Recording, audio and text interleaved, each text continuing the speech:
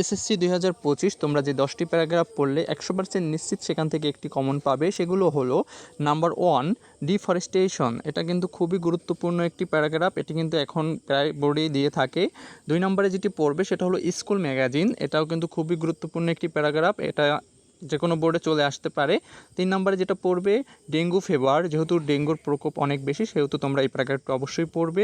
4 নম্বরে যেটা পড়বে সেটা হলো রোড অ্যাক্সিডেন্ট কিন্তু প্রায় বোর্ডেই তোমার দেখা যায় যে অ্যাভেলেবেল এসে থাকে।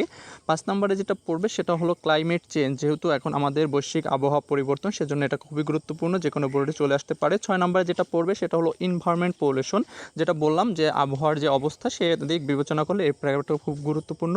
7 নম্বরে যেটা পড়বে সেটা হচ্ছে লোডশেডিং, হ্যাঁ, যেহেতু এটা কিন্তু প্রায় বোর্ডেই আসে এবং কমন খুব ইম্পর্টেন্ট একটা প্যারাগ্রাফ। 8 নম্বরে যেটা পড়বা সেটা হলো ট্রাফিক জ্যাম, এটাও কিন্তু কমন একটা খুব ইম্পর্টেন্ট প্যারাগ্রাফ, প্রায় বোর্ডেই চলে আসে। 9 নম্বরে যেটা পড়বা সেটা হলো আর্লি ম্যারেজ, হ্যাঁ, এটা কিন্তু বাল্যবিবাহ নিয়ে খুব এখন চলতেছে, সো এটাও পড়বা। 10 নম্বরে যেটা পড়বা সেটা হলো উইন্টার মর্নিং, এটা কিন্তু খুবই গুরুত্বপূর্ণ কারণ প্রায় বোর্ডে এটা এসে থাকে। ধন্যবাদ সকলকে পুরো ভিডিওটা মনোযোগ সহকারে দেখার জন্য।